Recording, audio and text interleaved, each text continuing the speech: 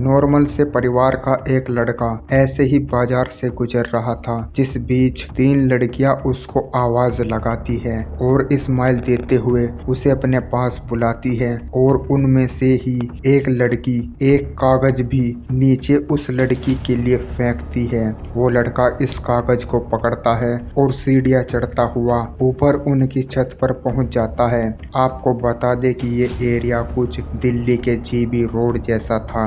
अंदर जाते ही बहुत सारी लड़कियां आसपास खड़ी हुई थी और उनके बीच एक बड़ी औरत जो कि इन लड़कियों को मिलने के पैसे अपने पास लेती थी और इंसान को अंदर भेज देती थी। वह इंसान लड़कियां पसंद कर ही रहा था कि इसी बीच उसके पैरों तले जमीन निकल जाती है जब वो अपने खुद की बहन को उन लड़कियों में खड़ा हुआ देख लेता है। तो आगे से वो लड़की भी हैरान हो जाती है कि उसका भाई यहाँ पर कैसे पहुंचा और अब लड़के के मन में बहुत सारे सवाल भी आ रहे थे। अगर वो लड़का चाहता तो किसी सुंदर लड़की को चूज करता और उससे अपनी बहन के बारे में सारी बातें निकलवा लेता, लेकिन वो ऐसा नहीं करता। वो उस बाजारू औरत को अपनी बहन के साथ रूम के अंदर जाने के लिए पैसे देता है और अब तक उसके बारे में किसी और को भी पता नहीं था। और ये दोनों पैसे देने के बाद उस लड़की के रूम में चले जाते हैं। लड़की रो रही थी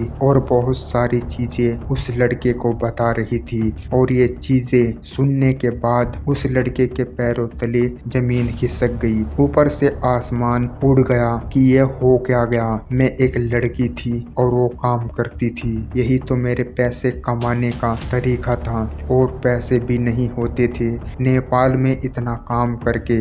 नमस्कार दोस्तों, मेरा नाम है अक्षय। ये कहानी है वेस्ट बंगाल का एक लड़का जो कि अपना घर चलाने के लिए एक शॉप पर काम करता था और उस शॉप का ओनर 2 दिसंबर 2017 को इस लड़के को मुजफ्फरनगर से मेरठ भेज देता है किसी काम के लिए। जैसा उसके ओनर ने बताया था वो लड़का वैसा ही करता है। मेरठ पहुंचता है और बस से उतरते ही उस शॉप के लिए रवाना हो जाता है जिस जगह उसने उसे भेजा था कि इस शॉप पर जाओ और ये मेरा काम करके शाम को वापस आ जाओ। ऐसे ही पैदल चलता हुआ वो लड़का एक बाजार से गुजरता है जिस जगह से उसे जाना था। उसी बीच ये रोड पर पड़ता था जिसे सफारा रोड कहा जाता था और इसी के रास्ते में था रेड लाइट एरिया। आपको बता दे कि रेड लाइट एरिया वैसा ही है जैसा दिल्ली में जीबी रोड, जहाँ पर मर्द अपनी भूख मिटाने के लिए पहुँचते हैं। तो वो चलता हुआ जा रहा था, उसके दिमाग में सारे काम चल रहे थे जो उसने मेरठ में रहकर करने थे। इसी बीच उसकी नजर पड़ती है दुकानों के ऊपर एक जगह पर जहाँ पर लड़कियां खड़ी हुई थी और हर एक मर्द को स्माइल देते हुए अपने पास बुला रही थी। इस लड़के की उम्र कम थी तो ये रुककर उन्हें देखना शुरू कर देता है। इसी बीच एक और लड़की वहाँ पर छत से आती है जो कि एक कागज फेंकती है और वो लड़का झट से वो कागज उठाता है। इसमें लिखा हुआ था कि यह मेरा नाम है और मुझे मिलने के लिए रात 8 बजे इसी जगह पहुंच जाना, जिसे अगर हिंदी में कहा जाए तो कोठा भी हम कह सकते हैं। तो वो लड़का पहले तो ये कागज पढ़कर हैरान हो जाता है और फिर वो ऐसा ही करता है जैसा उस कागज में लिखा हुआ था। वो वहां से उस शॉप पर पहुंचता है जिस जगह उसे काम जाना था। तो वो अपना काम निपटाने के बाद अपना ओनर को मुजफ्फरनगर कॉल कर देता है कि मुझे कोई जरूरी काम पड़ गया है, इसके कारण मैं आज वापस नहीं आ पाऊंगा और मैं कल आकर आपको दुकान पर ही मिलता हूँ। तो इस बात के लिए उसका ओनर भी हाँ कर देता है। तो कागज पर बताए हुए पूरे टाइम 8 बजे वो लड़का इसी एरिया में पहुंच जाता है जिसे कि रेड लाइट एरिया कहा जाता है। घबराया हुआ ये लड़का सीढ़ियों के जरिए ऊपर पहुंचता है और आगे जाते ही उसे मिलती है एक औरत जो कि लड़कियां बेचती थी। पैसे लेकर मर्दों को उनके साथ सोने के लिए अंदर जाने देती थी।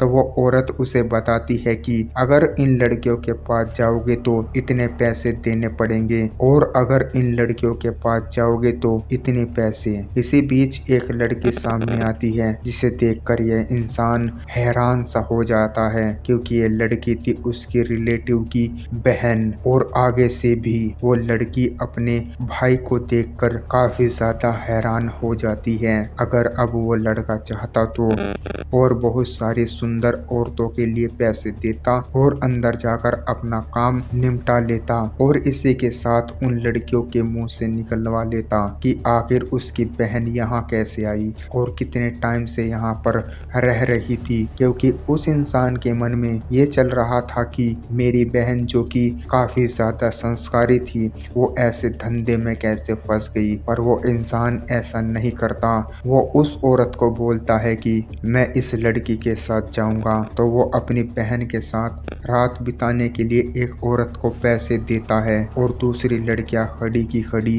रह जाती हैं और ये लड़का उस लड़की को लेकर अंदर रूम में चला जाता है। अंदर माहौल कुछ ऐसा था कि वो लड़की पहले तो रोना शुरू करती है, अपने भाई के पास बैठती है और बहुत मिनटों तक रोती रहती है और ये रोने की आवाजें बाहर तक भी सुनाई दे रही थी। इस लड़की ने बताया कि कैसे जब वो स्कूल के लिए घर से निकली थी तो कुछ मर्दों द्वारा उसे एक वैन में डाला गया और नशे की दवाई देने के बाद जब उसकी आंख खुली तो उसने अपने आप को इसी कोठे पर पाया। 15 दिन उसे कैद रखा गया, जिसके दौरान उसने कोई भी काम नहीं किया और 15 दिन के बाद उस दिन से उसे बेचा जा रहा है। उसका तन बेचकर पैसे कमा रही है वो औरत जो बाहर बैठी हुई है।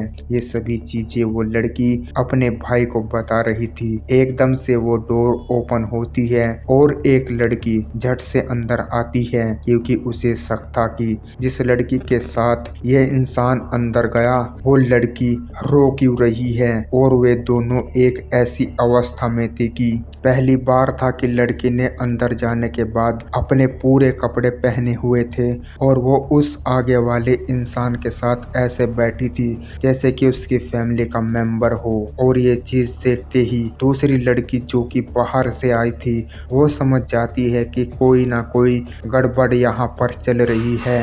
वो धमकी देती है कि तुम जो भी कर रहे हो मैं जाकर बाहर उस औरत को बता दूंगी और तुम्हें वो बाद में पीटेगी और मारेगी। तो वो लड़का उस लड़की को अपने पास बुलाता है और उसे समझाता है कि मैं तुम सभी लड़कियों की जान इस नरक से बचा सकता हूँ, अगर तुम लोग मेरी बात मानो तो। किसी न किसी तरह वो उस लड़की को उस दुकान पर पहुँचाता है जिस दुकान पर वो ये काम करने आया था। और बड़ी बात ये थी कि उस दुकान पर काम करने वाला जो आदमी था वो उसका काफी अच्छा दोस्त बन चुका था। तो वो इसके बारे में काफी सारी कहानी अपने उस दोस्त को बताता है कि कैसे कैसे उसकी बहन और काफी सारी लड़कियां जिनको किडनैप किया गया है और बाद में उसका शरीर सरेआम बाजार में बेचा जा रहा है और वो लड़कियां कुछ कर भी नहीं पा रही। तो आगे वाला इंसान बहुत अच्छा था, वो इस लड़के को लेकर पुलिस स्टेशन पहुंच जाता है और इसी पुलिस स्टेशन में उन्हें आगे जाकर मिलती है एसएचओ रश्मि चौधरी और दूसरे साइड इसी जगह के डीएसपी संजीव देसवाल। वे लोग इस लड़के की सारी बात सुनते हैं। वो बताता है कि कैसे उसकी बहन पूरे 6 महीनों से इस चंगुल में कैद है और किसी भी तरह वो अपनी बहन और दूसरी लड़कियों को बचाना चाहता है। एसएचओ रश्मि चौधरी द्वारा